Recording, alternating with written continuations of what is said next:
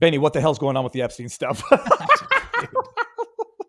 All right. First of all, I don't need to introduce you. Everybody knows who you are. Benny, what the hell is going on? I want your take before I go off the rails on this. What do you think is happening? And are you taking flack for being reasonable, or some would say critical, of how the administration is dealing with the Epstein issue? So let's go back to the beginning. Why is there an Epstein issue at all? If you go back and check the tape, way back in 2015, you'll find that President Trump was the first man, then candidate Trump, was the first man in the political arena ever to mention the name Jeffrey Epstein. Nobody had ever even talked about him before.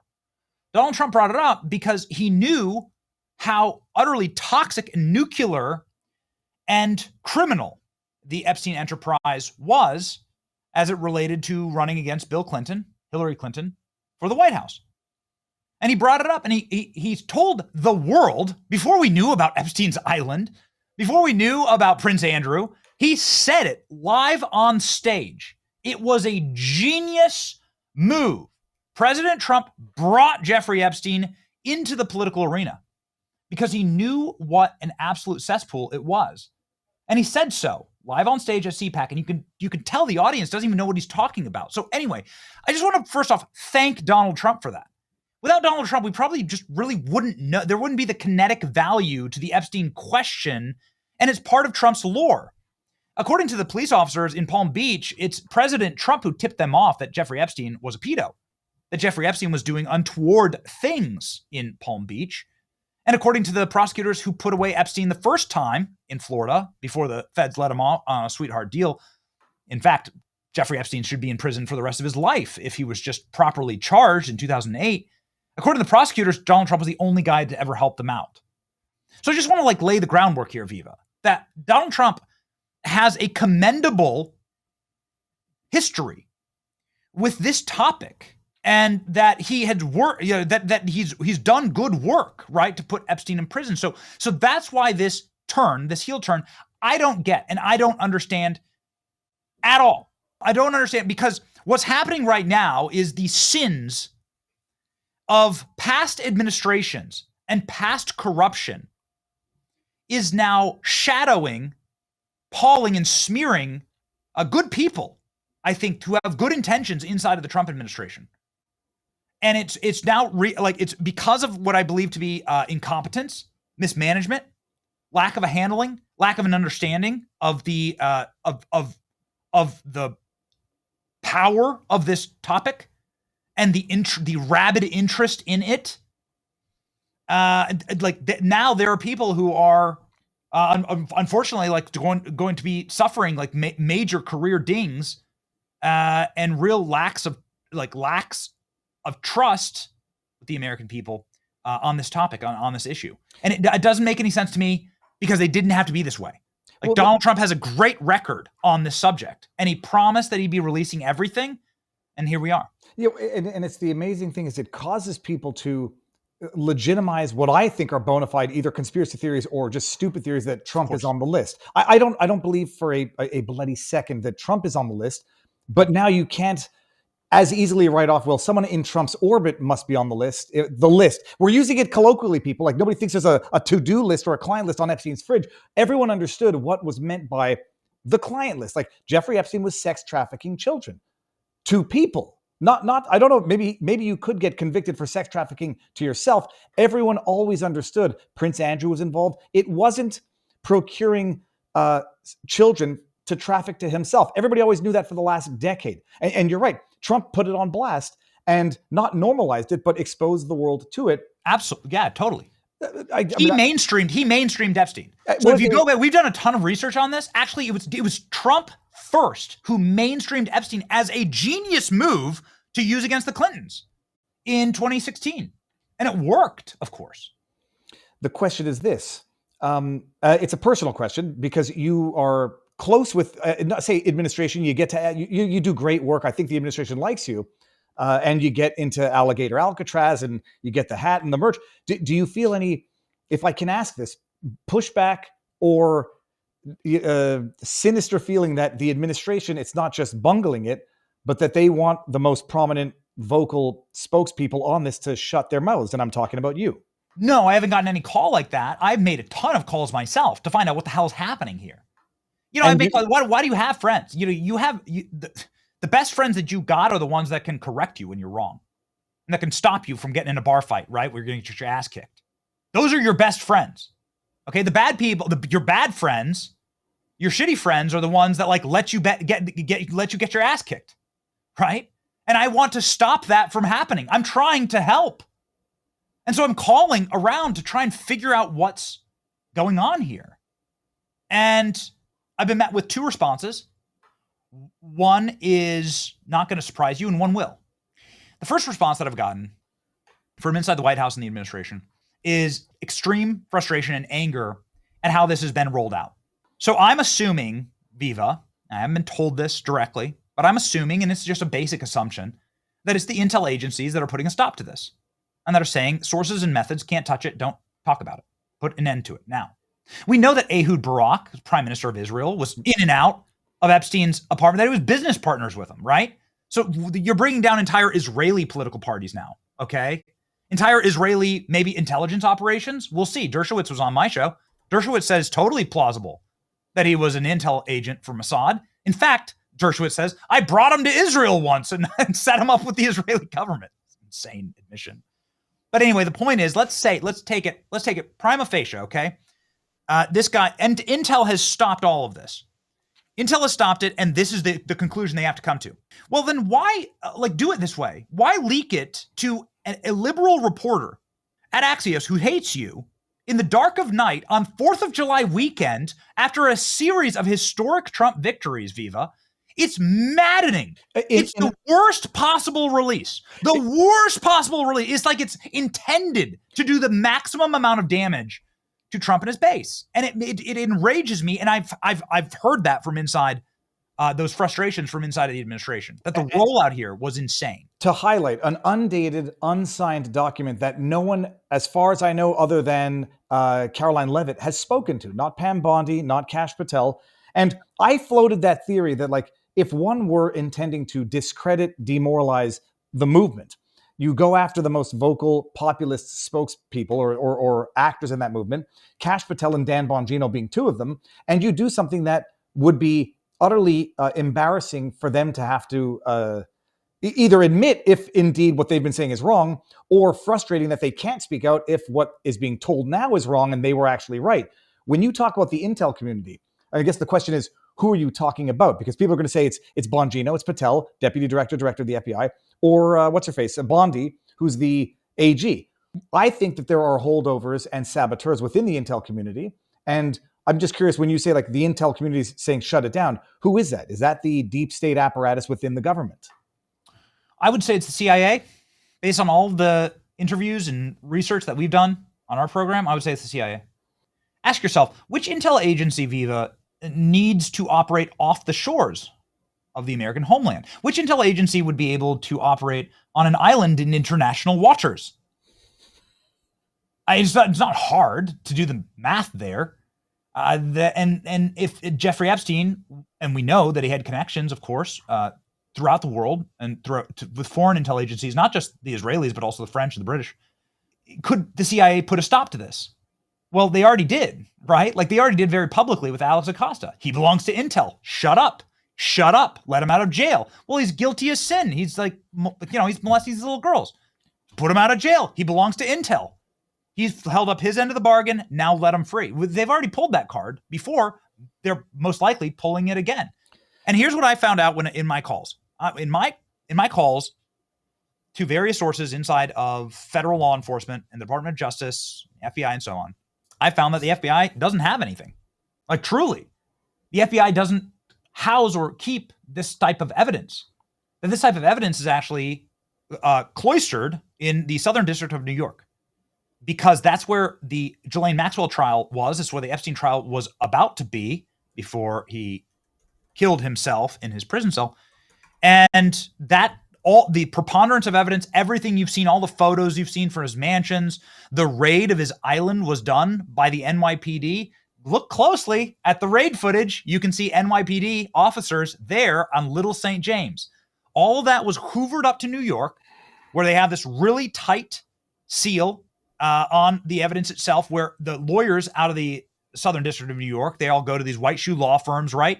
They all have it's called the independent state because they don't like to answer to main justice. And that's where all of the evidence is under seal. It is not sitting in a drawer at the FBI. It is not under a bed at the DOJ. It is there. And I have that on some pretty high-powered authority. Now, the DOJ can step in and can request that evidence, but be it that it's under seal and Ghislaine Maxwell is appealing her case, a judge is going to have to allow that. And they're going to have to make a ton of motions in order to get that. And typically that evidence is only available to the attorneys and the judge. But the degree to which I'm being gaslit, I question my own memory. We were told back in the day, FBI was alleging that the SDNY head office was withholding, concealing, or transporting Epstein documents. Bondi, I'm not going crazy, right? She issued what we called a stern letter at the time. It was either her or Kash Patel. And now we're just here, they're literally just saying, we've got the entire file. There's nothing to see here. That never happened. How do you try to erase that memory in real time?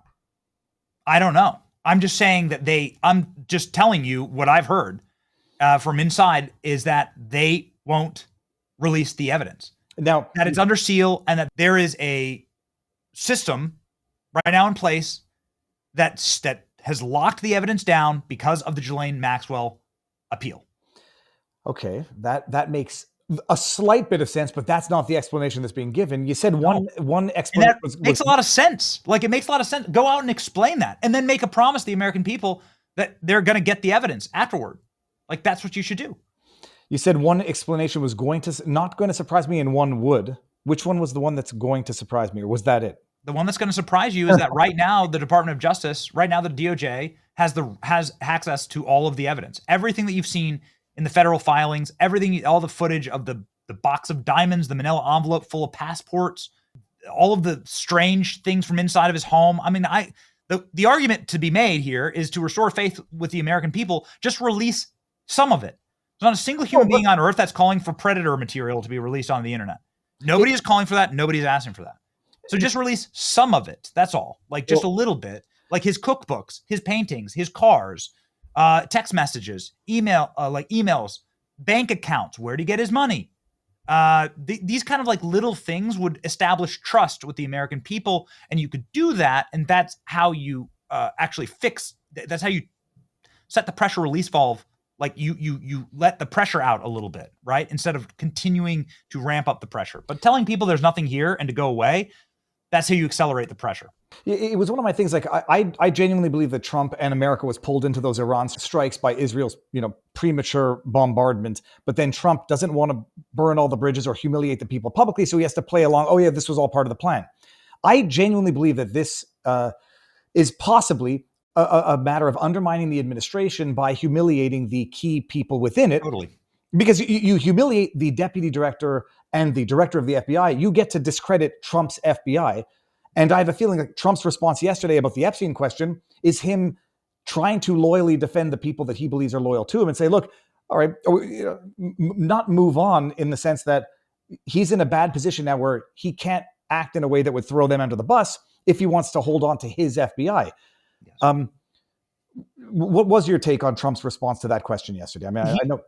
My take on it is that while the Streisand effect is going to apply in a major way here, he's clearly trying to defend his own squad, and he realizes that this is something that probably wasn't done correctly, and he's trying to just tighten it up and move along, right? And that's a strategy, right? But again, the Streisand effect applies where if you tell people in the year 2025, trust me, bro, we looked into it, we're good. When you say that to people, it's going to make them question it even more. Some of their worst assumptions about Jeffrey Epstein is they're going to come out. No, right? they're going to come out now and say that Trump foreign policy is controlled by blackmail, and that's why he made certain decisions to support or get involved in Iran. And it's wild. The question was this: the video footage which Patel talked about on Bongino a while back of the cell. I've been asking the question publicly. I haven't gotten not even a satisfactory answer. I haven't gotten recognition from anyone in the administration. They show 10 hours of footage showing that no one walked in or out of Epstein's cell. People on the internet are saying, congrats, that was not the cell, it was the one next to it, so you can't even really see what's going on. Set that aside. Assume that what they gave you is what they say it is. 10 hours showing no one entered or exited Epstein's cell. My question is that even normal under prison protocol, especially for someone who was on suicide watch 2 weeks earlier? 8 hours of uninterrupted rest and peace, and pun intended. Have you ever asked anybody whether or not, even if assuming that's true, that's proper prison protocol? I've never asked anybody that. I would really like to go and explore that wing of the prison. Like, I'd really like to go. We actually made a request to go up there and to try and film to show people what the conditions were. I think it's important for everybody to see, and the best that you can tell inside of the prison itself, there is absolutely no way that the camera angle that they gave us would show somebody being able to go into or out of his prison tier. The angle's all wrong. It's just the basic entry to the floor. It doesn't actually show Jeffrey Epstein's cell door, or even his tier. It's out of frame. So somebody conceivably could have gone into Epstein's tier and done anything they wanted to. Jeffrey Epstein's lawyer, Alan Dershowitz, said on Kim Iverson's show that it's the guards who killed him. It was actually the only way that he was allowed to kill himself is the help of the guards. The guy dying in federal custody in a maximum security prison, having been given like a bunch of extra linens and a bed to hang himself from, like, let's just assume that he did hang himself. That alone is a massive scandal. Well, that's someone says suicide watches are checked every couple of hours, except he was taken off suicide watch 2 weeks before after allegedly having attempted to take his own life. I'd like to know who was the doctor, psychiatrist that recommended that. But I take it at its face value, what they showed you, no one went in or out for 10 hours. That's a conspiracy. And that he had extra linens to do this is the conspiracy. Yeah. How much damage do you foresee this doing? Because they want everyone to shut up and move on. I'm not shutting up. I'm not moving on. What do I know? I don't have any inside information or even extra information. I can just go by based on what they're saying, what they've said in the past, what they're saying now, what they said within the last 3 months. None of it makes any sense, and it's going to do damage. What do you think the scope of the damage is going to be? The most common thing that is said in American politics is promises made, promises kept, right? And to their great credit, the Trump administration has kept a ton of promises, whether it be mass deportations or whether it be the tightening up of some of the January 6th prosecutions. They've just brought charges against James Comey and John Brennan. Okay, that's cool. There have been some major promises kept. But this was a promise. Like, we didn't make the promise. It's something that the base was calling for. And so the promise to the base was that we would treat this with the respect and focus that it deserves, and that you're going to get a full disclosure here. And those promises were made by high-level Trump administration officials, some of them on my show. And they said, we're going to release everything. And there's not going to be a billionaire or a prime minister or a head of an intel agency or a former president that will be protected. And you're going to get it all, and we're not going to protect pederasts. And so that's their promise. And so I really don't know where to go from here. Because just wrapping it up and saying there's nothing to see here, don't worry, we checked on it, bro. That you have to show your work. Like, we are in an era where you have to show your work. So let's say you absolutely had to do that. Let's say the truth is that he was working for a ton of intel agencies, and we can't let you see any of it because it's too damning and it would collapse the whole damn diseased church. Okay, well, you have to go out on TV and say it. Sorry, you got to do it. You got to go out there and say, you know what, he was working with intel. And it's nasty, nasty business, and all of it's classified, and we're not allowed to share it, and it sucks, and it's terrible, and you have to come out and say that. You have to explain yourself. You have to explain your work here. You can't just say, in spite of all of the evidence that we've seen, including evidence of, let's just say this. So the headline at Axios was, there was no blackmail. Well, we've literally watched Epstein blackmail people. It has been well reported that he blackmailed Bill Gates. It has been well reported that Bill Gates was hooking up with a 20-year-old young Russian bridge player, and that Epstein introduced them, hosted them. We all know what that means. And that he was blackmailing Bill Gates during that time period. This has been well reported. New York Times, Wall Street Journal, this has been well reported. So to come out and say that didn't happen is an absurdity, and it insults intelligence. So I'm not sure what the way out is now that this has been done. I mean, I'm not sure what you do next. The article's 2 years old. Jeffrey Epstein allegedly tried to extort Bill Gates over extramarital affair. There it is. And the fact that it's 2 years old means it's like, maybe it's embarrassing. Maybe Patel was wrong. Bill Gates was not begging Congress or whatever, to not release the list. Maybe the speculation of Bongino was wrong. I happen to not think it was. I think it was absolutely accurate. I think they had probably better intel based on their sources at the time than they do now, because the very same, this is what drives me crazy, Benny, the very same literal criminal organization that they are now investigating. Did they press charges against Comey? Not yet, right? They've only announced an investigation, a criminal investigation, I think. Yes. They're saying it was a criminal FBI DOJ organization that handed the file over to us, and now we can rely on those findings. But by the way, it was a criminal organization. Now we're going to go investigate them for Russiagate. You cannot hold those two thoughts and those arguments in your head on paper at the same time. It's ideologically, intellectually incompatible. I don't know what the answer is to this. I don't believe Trump was on it. I believe there's obviously, I say, good reasons for making certain mistakes, and maybe this all pans out well at the end of the day. But forgiving and forgetting and just moving on is not really an option. But it should make them very angry, because the actual criminality was done by previous regimes. It's the easiest get out of jail free card ever, which is saying, like, the scumbags are the ones who did this in 2008. Where were we all in 2008? Donald Trump was a TV host in 2008. They're the people who really let the guy off, and they're the people who let him out of jail free. And so why are we having to suffer from the sins of previous deep state administrations? And so I would love to see that motivation to get to the bottom of it, because there's no reason that this live grenade should have been landed in the lap of the Trump administration and exploded. Have you asked any of your sources why the memo was undated and unsigned? I've asked whoever I know on the inside, haven't gotten any answer yet. Have you asked that question? Got no answer. It's so strange. Why would it be leaked to Axios? Listen, again, if you have to do this, Viva, the way to do it from a media perspective is you go and you sit down, you book something, probably like Brett Baer and Martha McCallum, right? You book like some hard news show on Fox, and you go there, you're going to get tough follow-up questions. You answer questions for a straight hour. Then you go do a press conference on it. You bring all of your material. You show your work. You show the American people why you came to your conclusion. A gleaming example of this is Tulsi Gabbard, who did a lot of press on the JFK documents released. She released hundreds of thousands of documents. Some of them were humiliating, actually, for the intel agencies. Some of them exposed, like Operation Mongoose, for instance, that they were creating bioweapons to drop on Cuba. Like, these are fully exposed in these documents. Everything from, Mossad and Israel and its nuclear program to cover-ups from the mob. It's all there. And there's this big constellation that you can kind of put together with JFK. And while it doesn't solve, it's not perfect, and there were a few small redactions, generally it was unredacted. And the Trump administration just did that, and that's a promise made and a promise kept. And that's a great model for what has to happen with Epstein. To stop the feeding frenzy on Epstein, you have to release everything. And there are still more files to come out with JFK, but it's a good start, a really good start that built trust with the American people. And they should follow that model. They have to.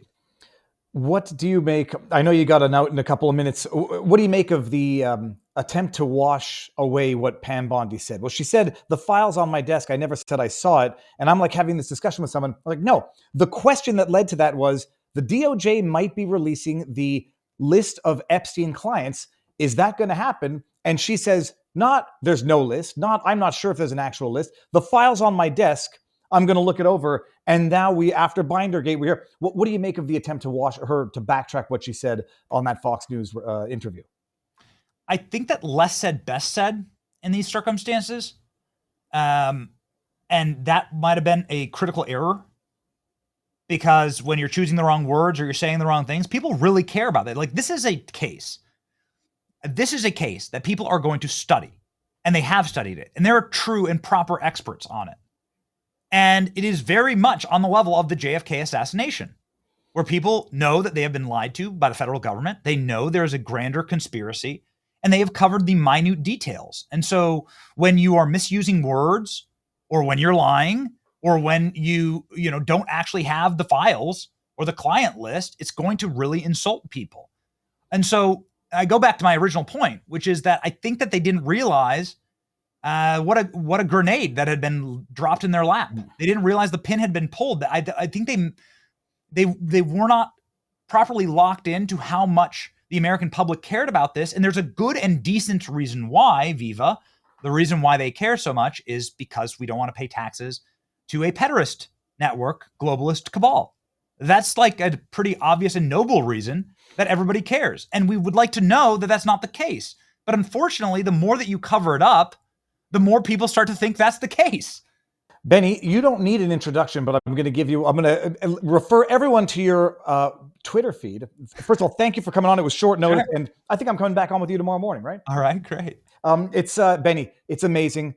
I don't know what can be done right now to sort of resolve this. I think trying to pretend that it's a very vocal minority conspiracy theorist bunch who are only interested in this is it's the most backhanded insult, or it's the biggest insult to Bongino and Patel, who have been vocal about this for years. So yes. Now to write off everybody as conspiracy theorists, it's shooting yourself in the foot yet again, or the other foot, I should say. I just don't know how I'm waiting for a good explanation, and trust is not the good explanation. Trust is just the process that gets you through, or at least the underpinning that you don't take a big black pill.